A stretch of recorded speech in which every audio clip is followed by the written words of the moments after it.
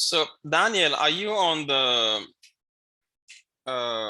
this website?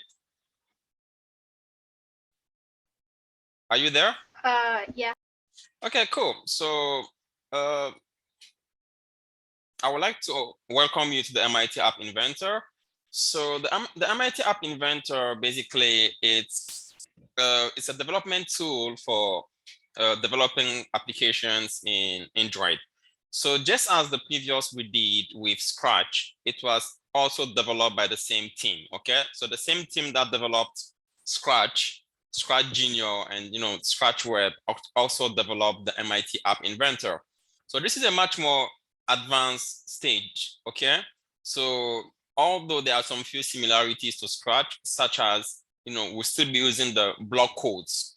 Block codes are still used instead of having to type your own codes as you would in a normal programming scenario. Okay, so aside from that, you still have also the interface, although it might be a little bit different from what you know from Scratch. Okay, so the first thing we need to do is to really create an account. Okay, so what you want to do when you are on this page, I'm just going to come back here.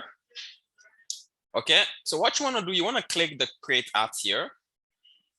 Okay, when you do, oops, seems like I'm already signed in. So how about I sign out and we do it together?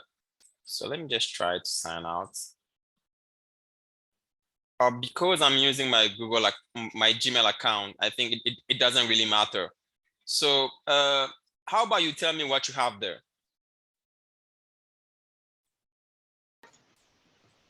You want me to click on the create?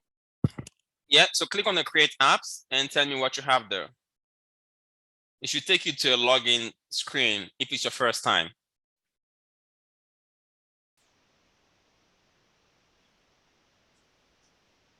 Try to make an account. Yeah.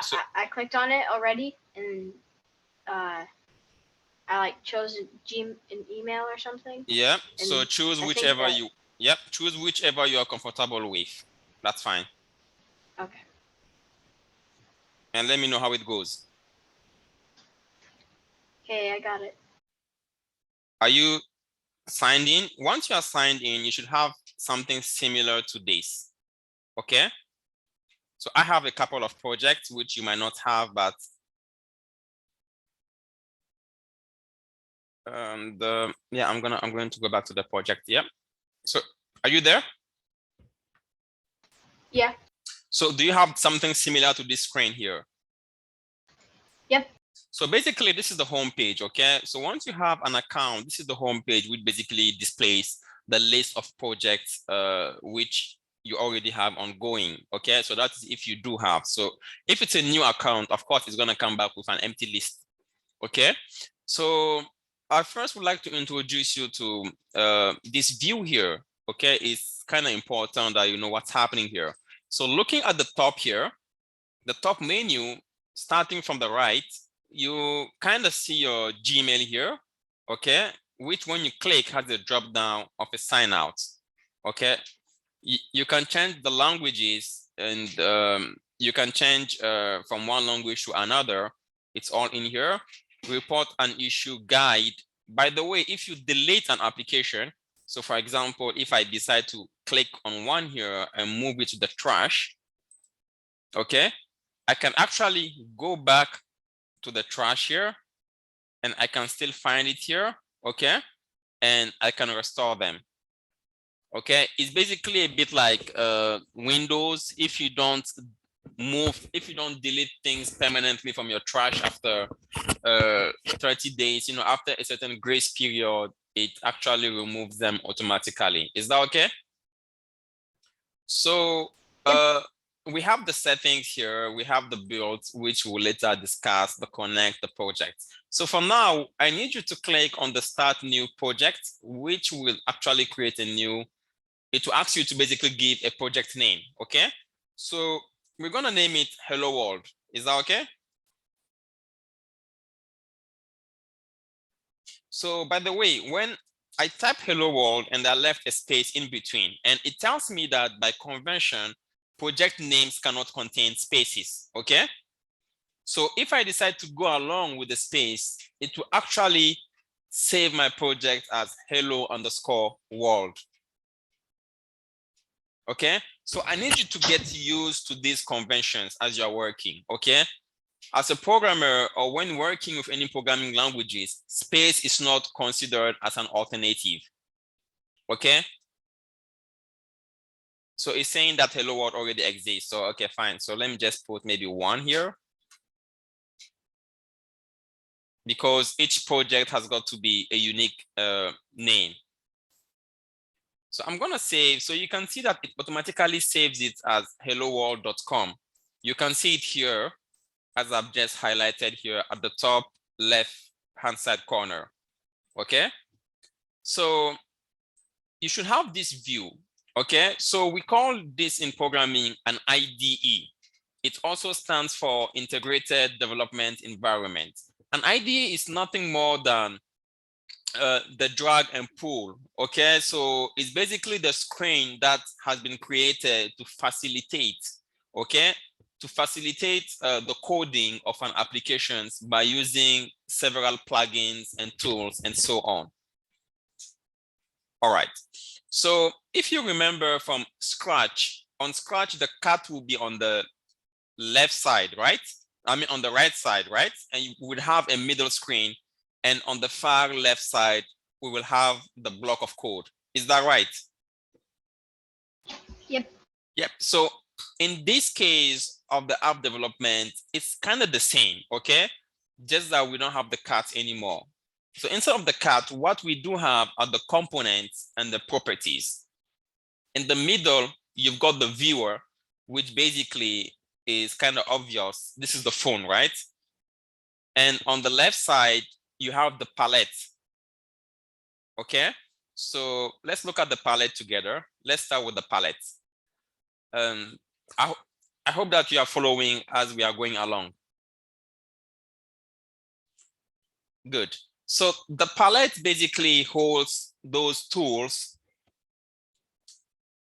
It holds many tools basically. Let's start with the user interface. So you can see we have buttons, checkbox, date picker, images.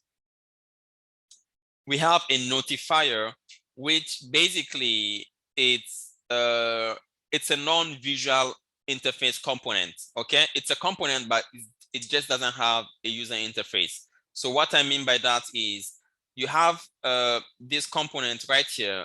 It doesn't show on the screen, but you can see that it's being shown here, which is pretty much normal. And it's written here, it's a non-visible component. Okay, we do have the layout. The layout basically allows you to rearrange your screen components in a specific order. Okay, so for example, I might choose the horizontal arrangement here. When you come back to the user interface, when you choose, because it's on the horizontal, so everything I put in there is gonna be put as what? Horizontal. Can you see that? And it just keeps on going, and going. Wait, how did you do the horizontal? So you just have to pull it. So for now, just follow me. I will give you a bit of time towards the end. So just listen and just focus a little bit. Okay, you don't have to keep on doing at the same time as me. Is that okay? Okay. Okay, so I'm just giving you a raw introduction. Then we're gonna get into the getty details. So the layout basically allows you to rearrange, okay, your components in a particular order. Just maintain that into the head. We have the media, which basically, as the name says, media. So camera, image picker, and so on. We have even storage, okay, for database.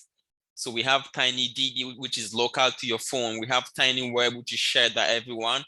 We even have a new experimental here called Firebase, which is essentially a Google database development and so on. Okay. So remember, whenever you put in a component, so with the button here, when I put in the button, so let me just remove these components here on the screen. I'm just going to delete them. Okay, I'm gonna delete the whole thing. In fact, it's even much better. I want to show you something. Look at this, look at the right side here where it says component. Can you see that? So you can see that when we created a new project, the first thing that came in was this screen one. You also have the same thing. Okay, so whatever you add into your GUI or your guided user interface is called a component. I hope you are listening. Whatever you add into your GUI here is called a component. So for example, if I added a database here, a Cloud DB, it's going to come as a component. If I added a map here, it's going to come as a component. Are you following? Now, I want you to realize something. Looking at the component, tell me, what do you realize in terms of the arrangement?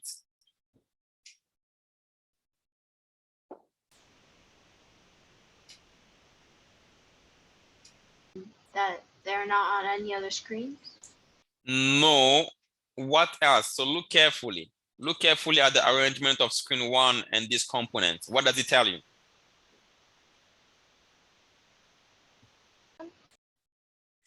Okay, so basically what it tells you is trying to tell. Sorry? They belong to screen one? Excellent. That's what I wanted you to realize. You do realize that whenever you add a component, it does belong to a particular screen. Now, I want you to keep that that in mind. It's very important for the next subject. Okay. So in other means, if we do have a second screen, it's not going to have this component here. Okay. So each screen or each activity you create on the Android platform has its own component. Okay. It does not share. That's not how it works.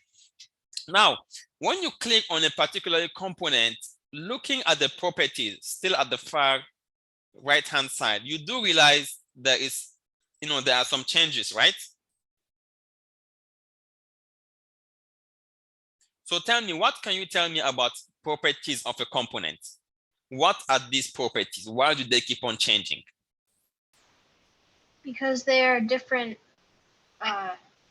components. Excellent. They're different so that they need different properties.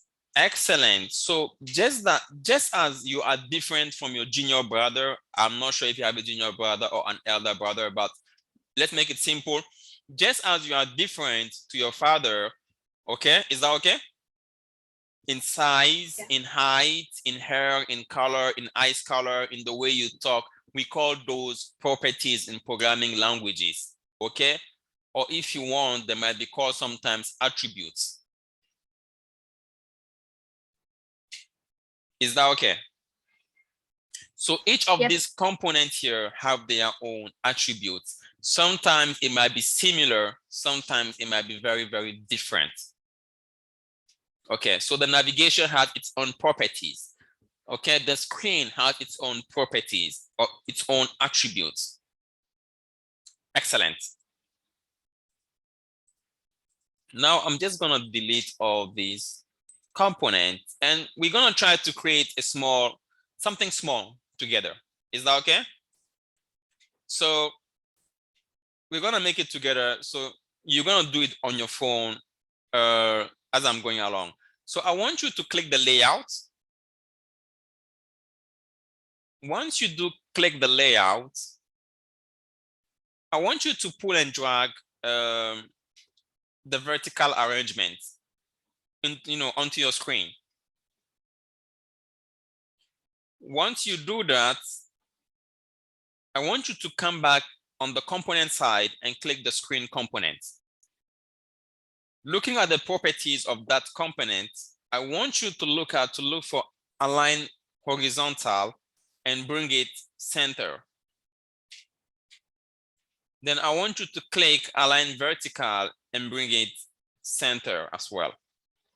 So basically, what we just did is we just modified the properties of the screen component to center any other component that might come onto the screen.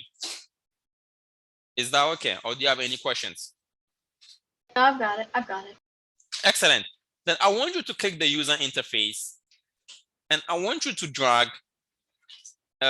the text box. So look just a little bit below, you're gonna see the text box. Drag and pull it within the within the vertical arrangement.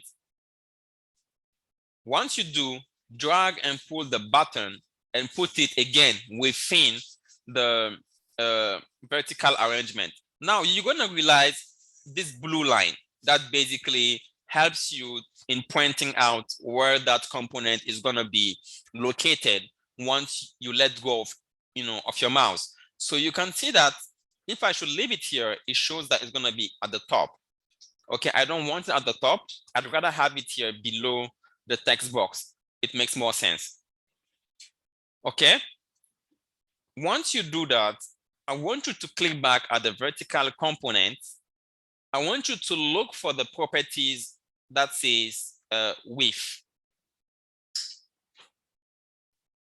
And I want you to click. Wait, I can't figure out how to do the button. So the button, did you click it? Did you drag and pull it?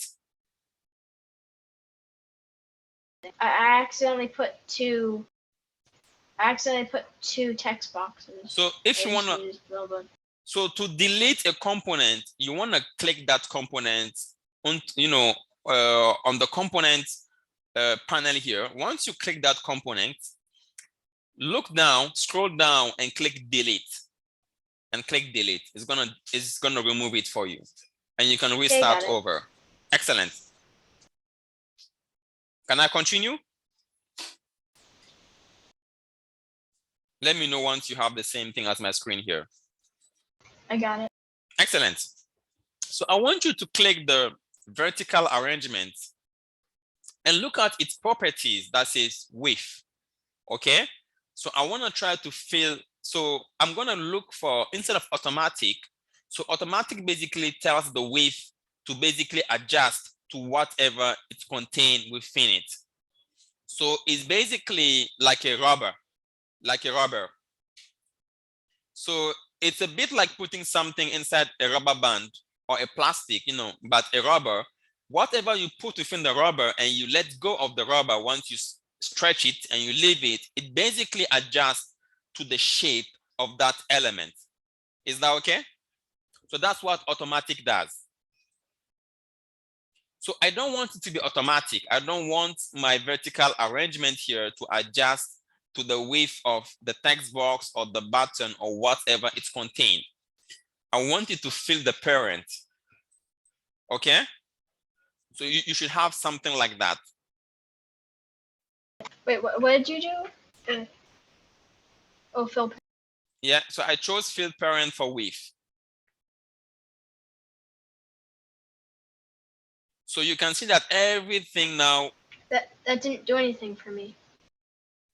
So click vertical. Did you click the vertical arrangement? Make sure you click that component. It's very important. Once you click it, you want to look in the properties. You want to look for the width. Is that okay? And click fill parent.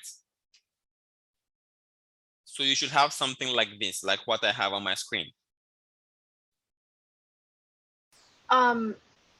Mine is, I don't know what happened. Wait, I think I. Tell me where you are lost.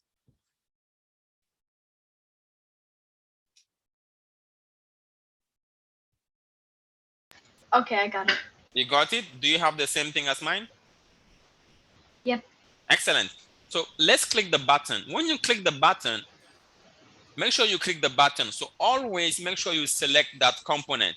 So it's not far from scratch. You always want to click the sprite before you make changes to the code, right? So it's the same thing. You always want to click the component. So once you click button 1, I want you to look for the width here. Do you still see that? Yeah. Okay, now before you click, tell me what will happen if you click fill parent. What do you think will happen to the button?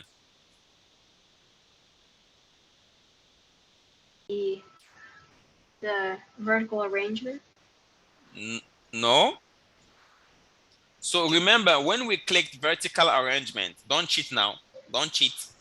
When we click vertical arrangement and I click the width, fill parent, what happened?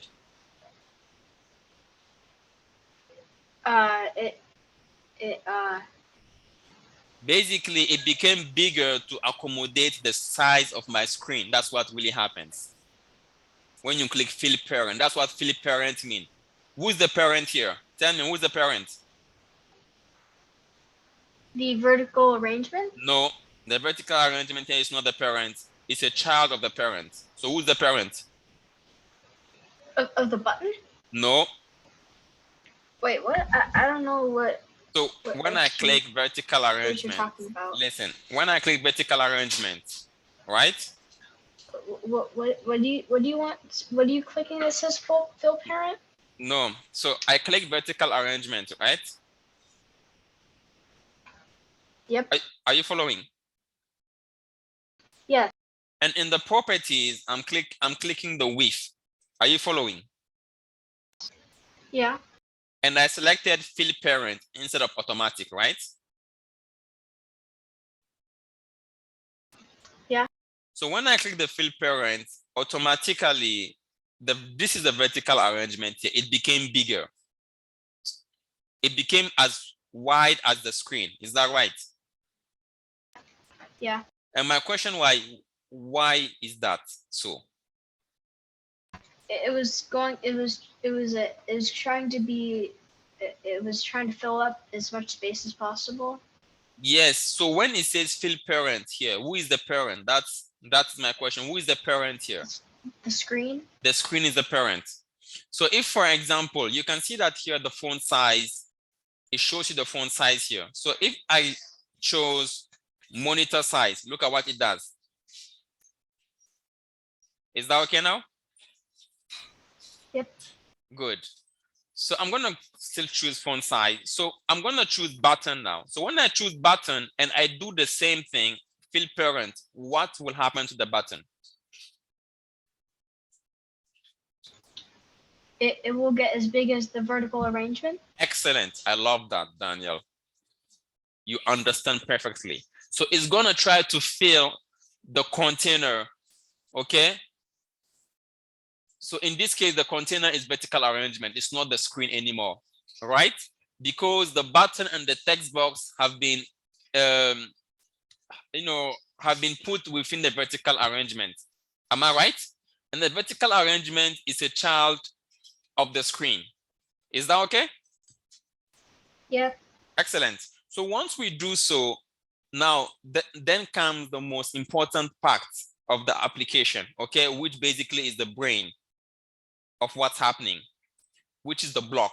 So look towards your right side at the top right corner. Can you see that? Click blocks. So once you click the blocks, you're gonna have something, I'm sure it's gonna be very similar to Scratch. So look at the blocks here. You have the control, the logic, math, text, list, dictionaries. I mean, you have some more advanced principles of programming here, procedures, and you still have, look, you still have those components here. So even those components, you can still call upon their functions or their attributes or their getters and setters and so on. Is that okay? I'm sure you can relate to, I mean, you can relate Scratch to this, right? This is much closer to what we did in Scratch. Is that okay? Yeah. Excellent. So this is what we're gonna do. What we want to do is, I'm just gonna go back in the designer. We want to type a little, a simple hello world. So whatever we type here, when we type the hello world here, I want this text, this button here to have written here whatever I typed within the text box. Is that okay? So if I tap hello world here and I click the button should basically copy whatever is in there and have it at its name. Is that okay? Or should I say at its text? Is that okay? Yeah. Excellent. So I'm going to go back in the blocks. I'm going to click button 1. So follow along. When I click button 1, look, it gives me a list of blocks. So basically, it tells you that these are all the actions that you can do with button 1, or these are all the available resources that I can provide you for a button. So a button has events, okay? So when button 1 is clicked, .click, that's what you call an event handler. Is that okay? So nothing's gonna happen till you click that button. That's why we call it an event. In the green, you have what we call setters and getters. So you have sets. These are called setters because they help you to set a particular attribute to that component. So I'm gonna drag this event here, when button 1 .click do. I'm gonna drag it here, okay? Once you drag it here, I'm gonna click the text box here. So look, when I click the text box, you can see that it has different resources than the button. For example, a button has a got focus, right? But when I click the text box, no, let me take something else, sorry. So a button has a touchdown. But when I click the text box, you can see that it doesn't have that resource here. That event is not available for you to use because it's a text box. So what you want to do is you want to drag this here, okay? First, wait, I'm going to click back at the button and I'm going to look for this. Listen, I'm going to look for this. I'm going to pull this. I want to set the button 1 instead of font bold .text. And it's giving me a click sound. So let me take something. So for example, if I chose background color, no.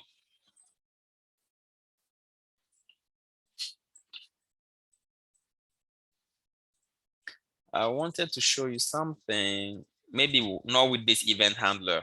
Doesn't matter, next time. So I'm going to choose set button 1 .text. Okay, is that okay? Are you following?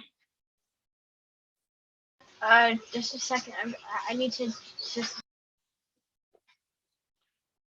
So let me just rewind a little bit. You want to click button 1. Look for the event that says when button 1 .click. When you click button 1, you should see it. You want to click it and pull it. And you want to click button 1 again. Scroll down till you see set. Just pull out any set. That's fine. Got it. Is that okay? Now, how about you try to help me out finish the second block of code? So what's going to come here? So let's say I wanted the button 1 .text to have the same text which I type into the text box. So tell me, what do I need to do next?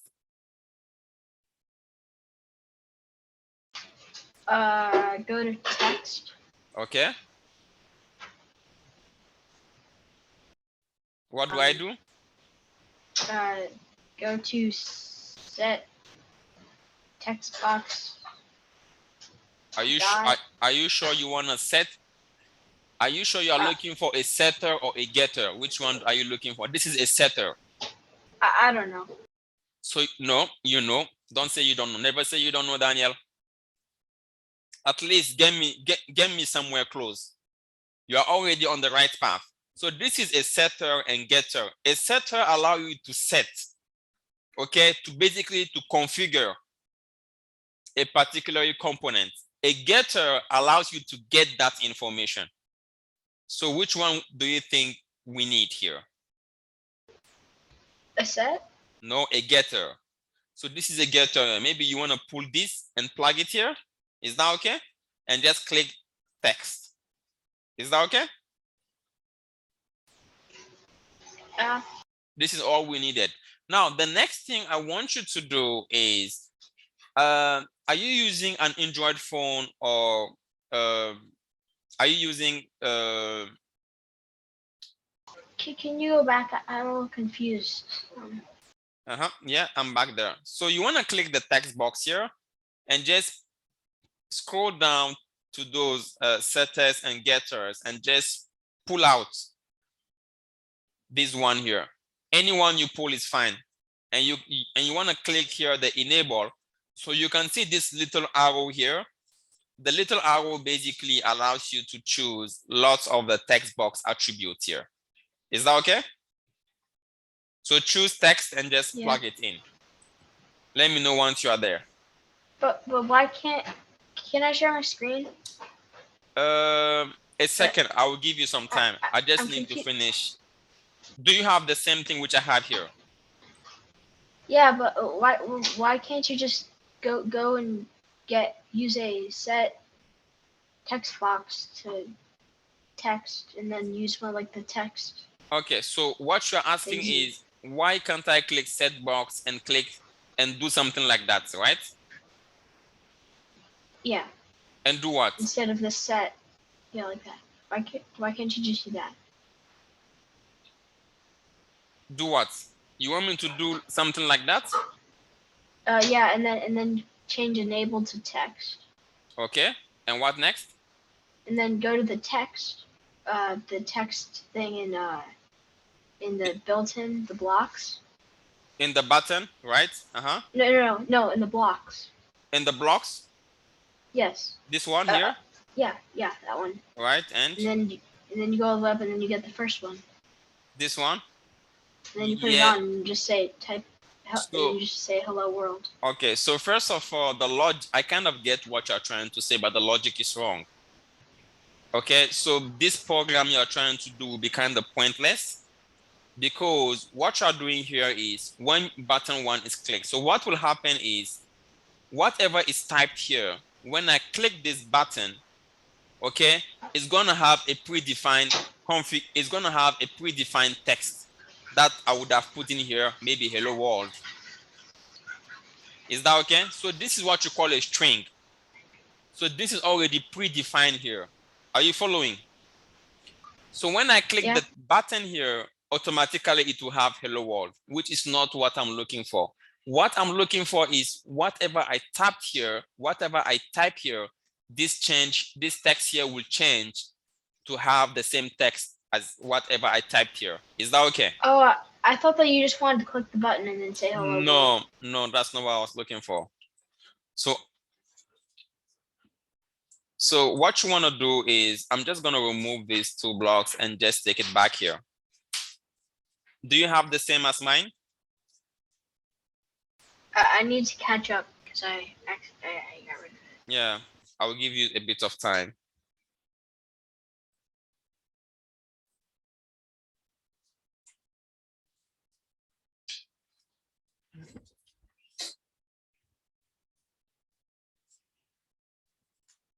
Let me know once you are there. Okay, got it.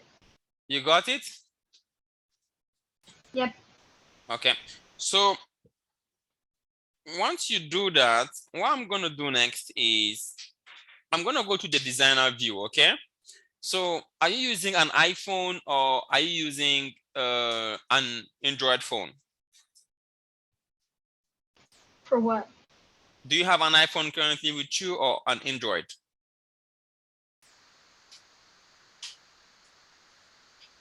Hello?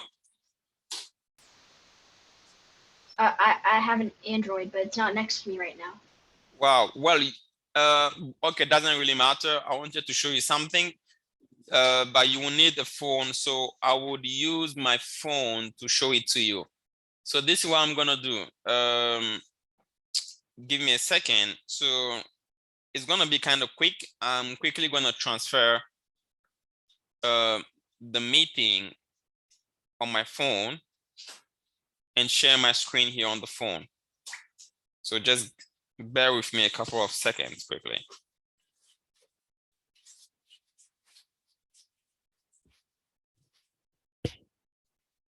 Oh, actually, I'm coming.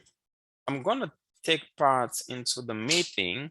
Yeah, I think I'm just gonna join the meeting. So I'm gonna use the ID 879.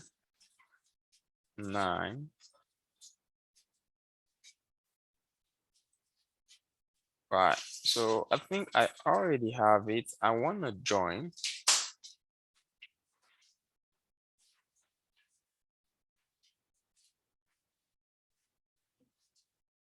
Okay, so excellent. So I have it here. No, stay co-host. So this is, I'm gonna share my screen. So I'm gonna, no, actually, wait, I'm coming. I'm gonna share.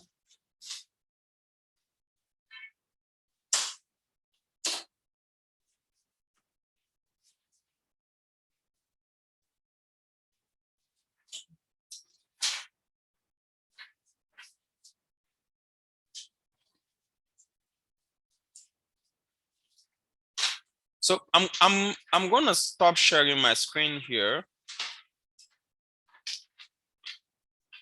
Stop share, and I'm just gonna give me a couple of seconds. Let me just set this up. That's fine. So um so screen.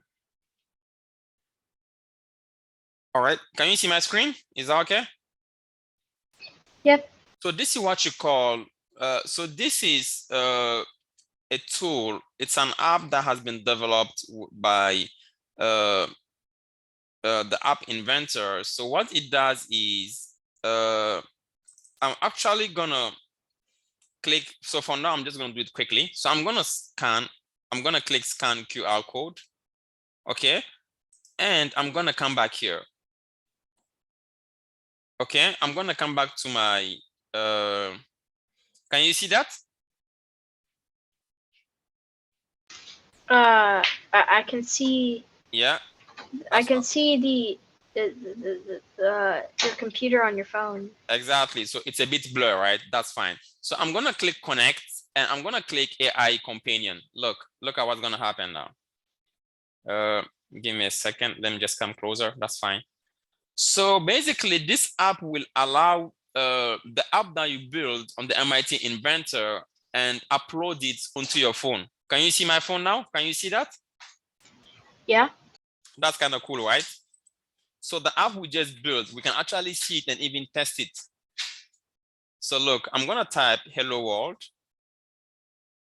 Is that okay? Yeah. And I'm gonna click text for button 1 and look at what it does. So this is an actual app that has been developed on Android, and you can actually release that app on the Google Play Store. It's actually releasable on the Google Play Store right now. If we wanted to, we could upload it and all your friends and family could make use of this app. How cool is that? That's good. You can build games, you can build any app, okay? The limit is really your imagination. Okay, so I'm just gonna unshare my screen and log out. And you can share your screen now and let me know if you have any questions. So I'm just gonna leave them. Okay, so feel free to share your screen and let me know of any questions. Thank you. Is there any way to play the app on the computer? You can actually play the app on the computer, but it's something I would show you the next time. And that would mean you would have to download an emulator. Okay. Oh, okay. So, yeah, exactly. So we can actually download an emulator. So it's here. Okay. And you can actually play the app directly. You could have deployed the app directly on your Android phone or your on your Android phone using the USB, the Android developers configuration. So we will discuss some of these a bit more further in the next classes. Okay, so feel free to ask any questions, or if you want to share your screen and we can also try it out.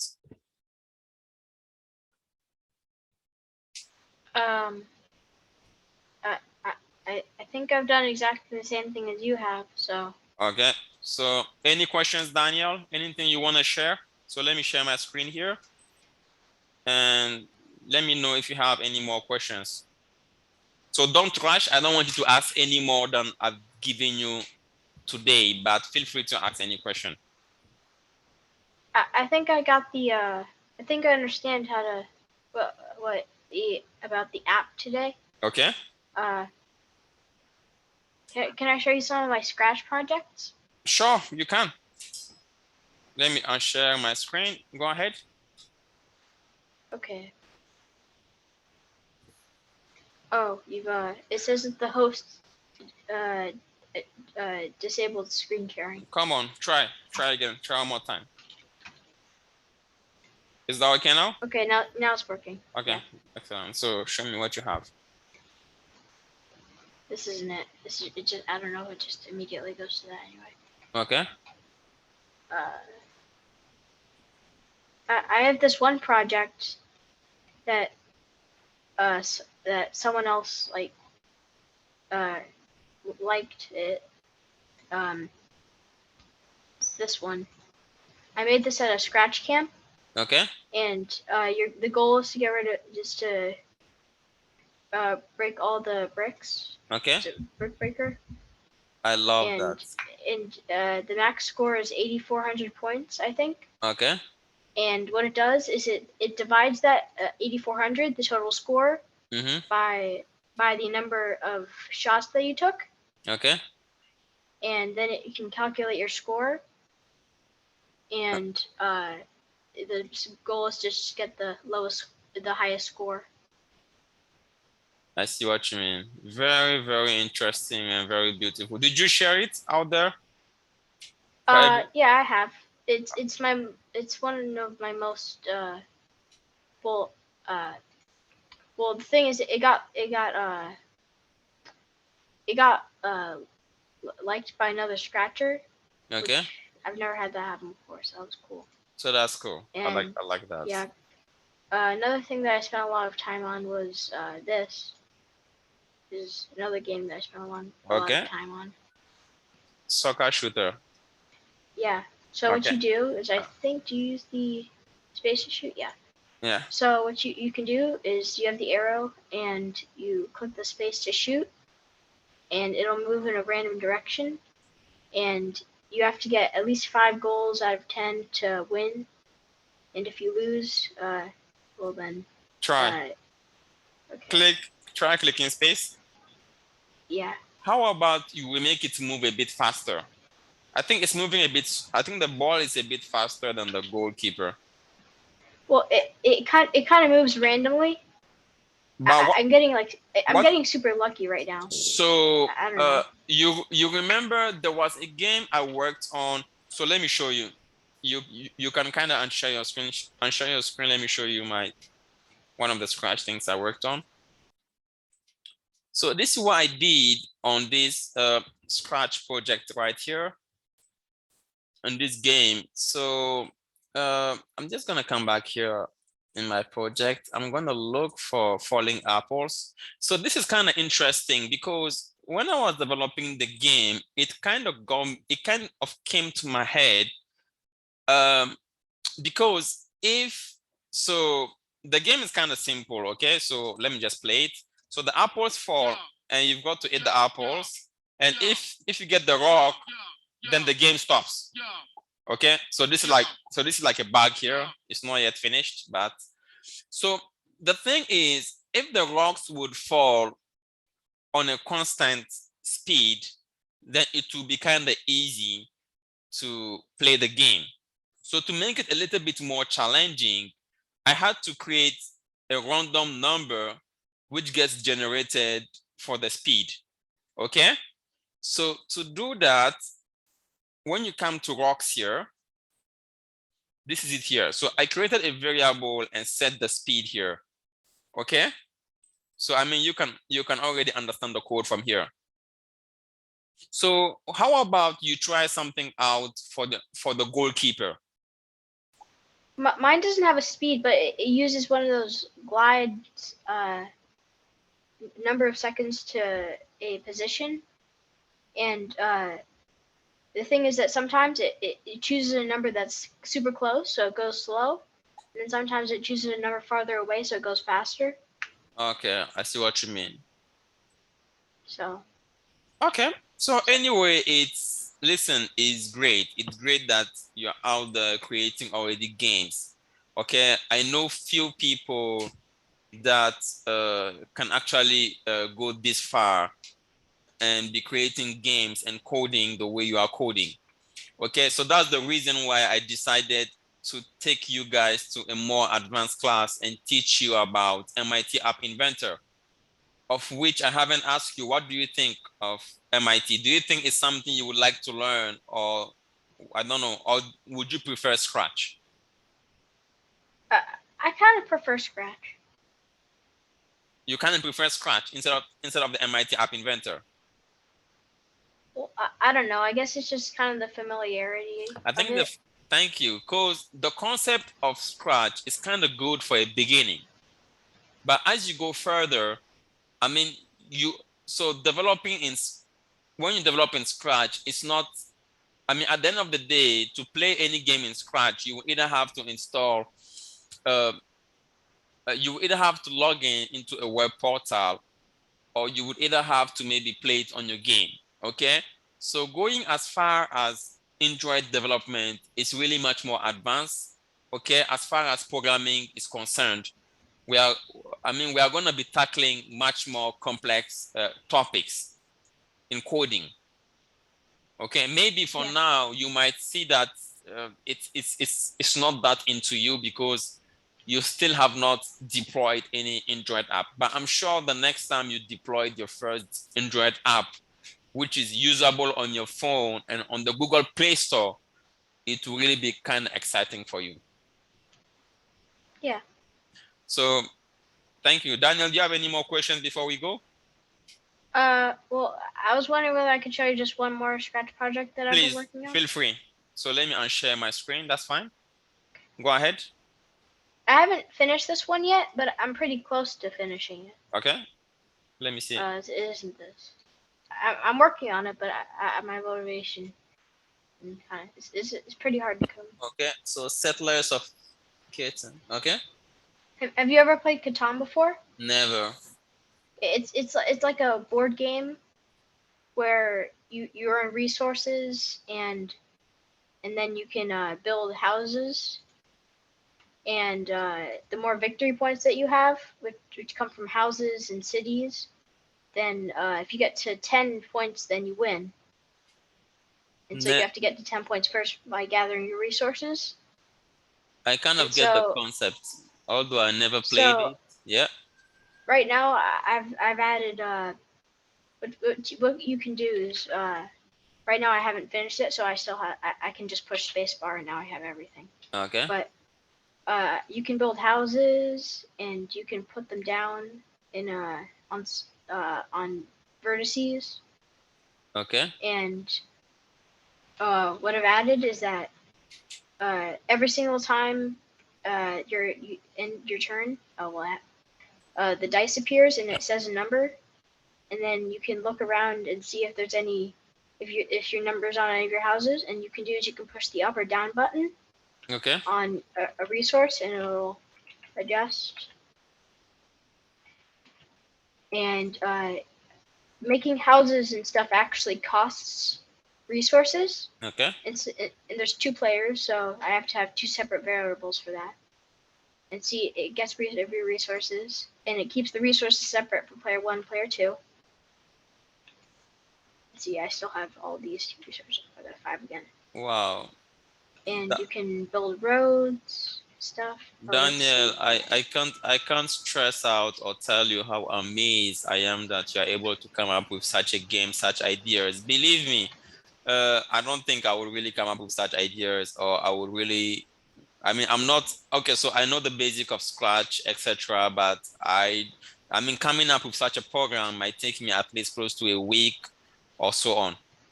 But I'm sure it took you like some few days, right? Yeah, I've been working on this for a long time. I Okay. have a lot of code. you can just tell how much code there is by all these variables. No, just by looking at the game, I can tell how much code there are. Yeah. That's a lot of coding. You have quite a lot of you are using a lot of sprite out there. You will need a lot of variables to keep those. That's a lot. Yeah. That's just what I wanted to share. Thank you very much, Daniel, for sharing the game. Hopefully you can get to it. You can end it quite soon enough and we can share it to the whole world so everyone can play with it as well. And you can also build your first game in Android as well. Much cooler. Sounds fun. Okay. Daniel, do you have any more questions or any more thing you want to discuss? Or should we end the class for today? I'm good. Daniel, thank you very much for being today with me, and I hope to see you next week. Ciao, ciao.